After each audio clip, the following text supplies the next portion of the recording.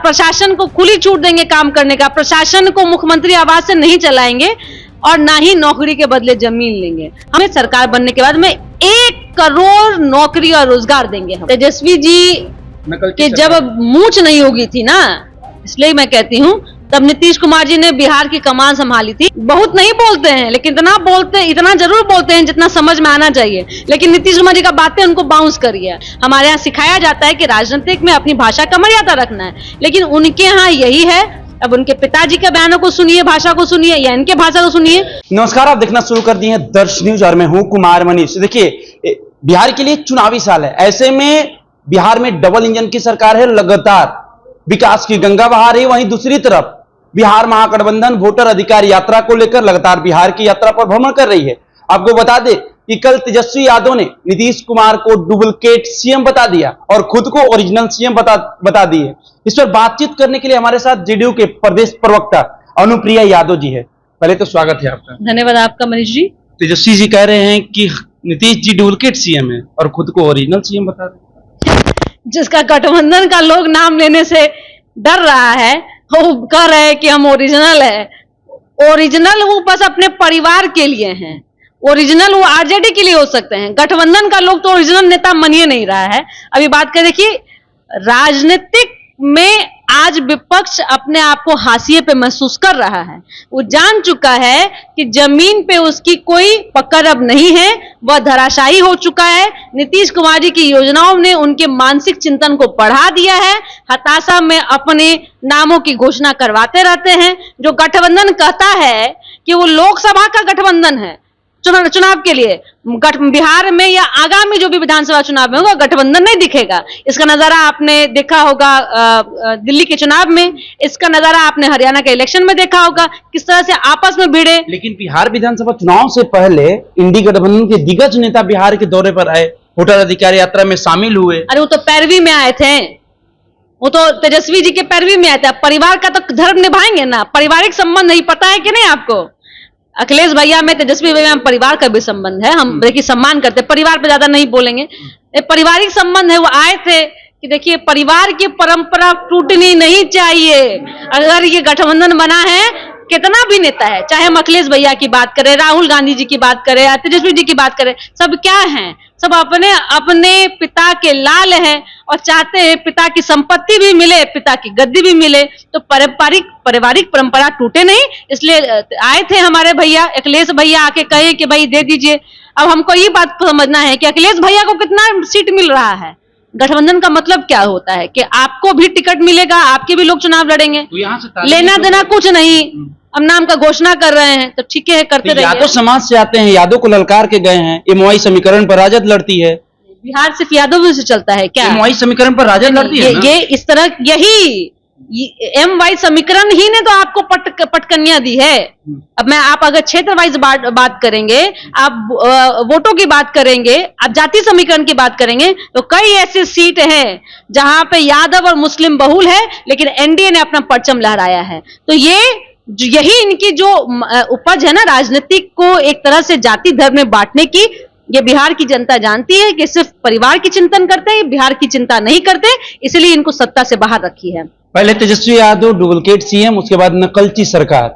जो तेजस्वी वादा कर रहे हैं वो नीतीश कुमार निभा रहे हैं। मतलब विपक्ष आगे आगे, सरकार पीछे पीछे। तेजस्वी कह रहे हैं तेजस्वी जी कि जब मूंछ नहीं होगी थी ना, इसलिए मैं कहती हूँ तब नीतीश कुमार जी ने बिहार की कमान संभाली थी और योजनाओं का लागू किया था। इसलिए मैं बोल रही कि 2005 के बाद से लगातार बेटियों को पढ़ने के लिए साइकिल, पोशाक योजना, केजी से पीजी की पढ़ाई की बात हो गई, महिलाओं को राजनीतिक मजबूती के लिए 50% आरक्षण की बात हो गई, बिजली हर घर नल जल की योजना की बात हो गई। हमने तो कसम खाया था कि हम अगर आपके घर बिजली नहीं पहुंचाएंगे तो आपसे वोट मांगने नहीं आएंगे। आज तो हम नैतिक बल रखते हैं, हिम्मत रखते हैं कि हर घर जाके हम बोल सकते हैं कि हमने बिजली दिया, आप हमको वोट दीजिए। लेकिन हम भाई इतना बता दें, नकल नहीं करेंगे आरजेडी का। हम कसम खाते कि हम उनका नकल नहीं करेंगे।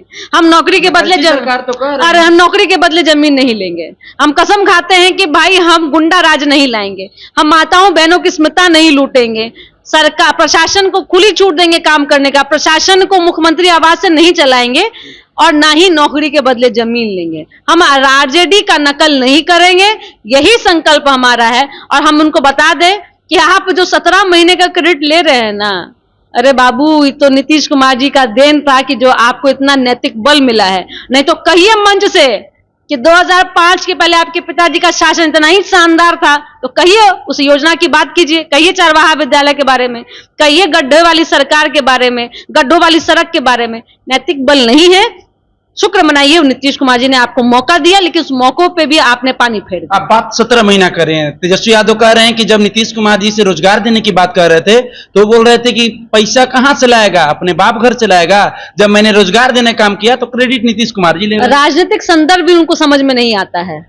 उन्होंने कहा कि नौकरी के बदले जो जमीन लिए हो वो लौटाओगे क्या, वो जो लूटे हो वो लौटाओगे। अरे नीतीश कुमार जी बहुत नहीं बोलते हैं, लेकिन इतना जरूर बोलते हैं जितना समझ में आना चाहिए। लेकिन नीतीश कुमार जी का बातें उनको बाउंस करिए। अरे आप ये कह रहे हैं, हमारे नेता नीतीश कुमार जी ने 2020 के विधानसभा में संकल्प लिया था कि 10 लाख नौकरी, 10 लाख रोजगार देंगे, और आज हमें खुशी है कि हमने उस वादे से कई गुने अधिक हमने काम किया है। कैसे? हमने आज बिहार में 39 लाख रोजगार दिया है, आज 10 लाख नौकरी दिया है, और उस रोजगार को प्राप्त करने वाली अधिक संख्या में महिलाएं हैं, महिला उद्यमी हैं। आज ग्रामीण परिवेश में महिला घर चला रही है। तो हम तो भाई अपने वादे के साथ में हैं। और नौकरी, ये भी आगे हमने संकल्प लिया है कि आने वाले समय में सरकार बनने के बाद में 1 करोड़ नौकरी और रोजगार देंगे हम। रोहिणी आचार्य के दिए गए बयान पर आप लोग सवाल खड़ा कर रहे हैं, विपक्ष सवाल खड़ा कर रही है कि यही बयान जब मुख्यमंत्री जी विधानसभा में दिए थे तो क्यों नहीं आप लोग बोले? मुख्यमंत्री जी क्या बोले थे और रोहिणी आचार्य क्या बोली है, दोनों में संदर्भ समझिए। मुख्यमंत्री जी ने महिला के आत्मनिर्णय के बारे में बता रहे थे, और अगर मुख्यमंत्री जी के भाषा को, अगर किसी के सम्मान को ठेस पहुंचा था तो मुख्यमंत्री जी माफी भी मांगा था। हमारे नेता में नैतिक बल है कि अगर उनके द्वारा किसी की भी स्मिता या किसी को ऐसा लगा कि उनकी स्मिता के साथ में बात है तो उन्होंने माफी मांगा। लेकिन रोहिणी आचार्य जी के बातों से तो बात स्थापित होता है कि 56 भोग अगर किसी के सामने परोस दिया जाए बिना मेहनत के, तो कहते हैं कि भाई अदरक का स्वाद कैसे जानेंगे। अब ज्यादा हम मतलब कि क्योंकि मुझे अपनी भाषा की गरिमा को समझना है, क्योंकि हम जिस दल से आते हैं हमारे यहाँ सिखाया जाता है कि राजनीतिक में अपनी भाषा का मर्यादा रखना है, लेकिन उनके यहाँ यही है। अब उनके पिताजी के बयानों को सुनिए, भाषा को सुनिए, या इनके भाषा को सुनिए। जो लोग जमीन पर संघर्ष नहीं करते हैं उनकी भाषा ऐसे ही होती है। मैं ये मानती हूं कि आरजेडी में भी उनसे अच्छे बोलने वाली कई कार्यकर्ता है। चलिए एक आखिरी सवाल रखते हैं। वोटर अधिकार यात्रा कल अंतिम दिन है और पटना में कल जनसलाब देखने को मिलेगा। विपक्ष कह रही है कि लगातार 15 दिन से जिस तरह से जनसलाब देखने को मिल रही है, सरकार डरी और सहमी हुई है, क्योंकि जनता इस बार आप लोग को माफ नहीं करेगी। वोटर यात्रा नहीं था, कांग्रेस बचाओ यात्रा था। कांग्रेस जो अपने राजनीतिक हाशिए पे है, 90 के दौर से जिस तरह से आरजेडी ने खदेड़ के भगाया था सत्ता के शासन से, वह फिर से अपने दम पे हासिल करने का प्रयास करिए। यह पूरी की पूरी यात्रा कांग्रेस की आरजेडी को डराने के लिए था, आरजेडी को बताने के लिए था कि अब हम पिछलग्गू नहीं बनेंगे, अब ड्राइविंग सीट पे हम बैठेंगे, ड्राइवर भले ही उनको बनाएंगे। लेकिन आपने यात्रा की जिक्र तो कर दी, लेकिन यात्रा में प्रेस कॉन्फ्रेंस का नहीं बताया कि जब पूछा गया कि कौन होगा महागठबंधन का चेहरा, तो राहुल गांधी जी इधर की बात उधर, उधर की बात इधर जलेबी बनाते नजर आए, नाम लेने से डरते रहे। अब समझिए डर किस बात का है? डर इस बात का है कि उस शासनकाल को, जो राजद की शासनकाल थी, पुनः राजद और उसके दल भी याद करने से डरते हैं। आप बोल रहे कांग्रेस का ये यात्रा है, तेजस्वी साथ है, पूरी बिहार की महागठबंधन साथ है, आप बोल रहे कांग्रेस की यात्रा है। नाम का नाम कह नहीं लेते हैं। आरजेडी तो कहता है कि इस गठबंधन में सबसे बड़ा दल हम हैं, तो काहे नहीं कांग्रेस नाम लेता है? देखिए ये सारी की सारी नुरा कुश्ती जो चल रही है वो गठबंधन के अंदर की कुश्ती है। वह आपस की लड़ाई लड़ रही है और वो मान चुकी है कि 2025 में कोई स्कीम नहीं है, कोई उनके पास में नैतिक बल है, ना उनके पास में मौका है, क्योंकि बिहार की जनता ने तय कर दिया है कि 2025 से 30 फिर से नीतीश। देखिए अभी आप सुन रहे थे जेडीयू के प्रदेश प्रवक्ता अनुप्रिया यादव कह रही हैं कि विपक्ष के पास कोई एजेंडा नहीं बच गया है कि वो जनता के बीच में जाएगा। ऐसे में विपक्ष लगातार हमलावर है, जनता का जनसलाब दिखाकर। वोटर अधिकार यात्रा में जिस तरह से जनसलाब देखने को मिल रहा है, विपक्ष लगातार सरकार पर निशाना साध रही है। तो यार आपको क्या लगता है? अपनी प्रतिक्रिया हमारे कमेंट्स के माध्यम से जरूर दीजिएगा।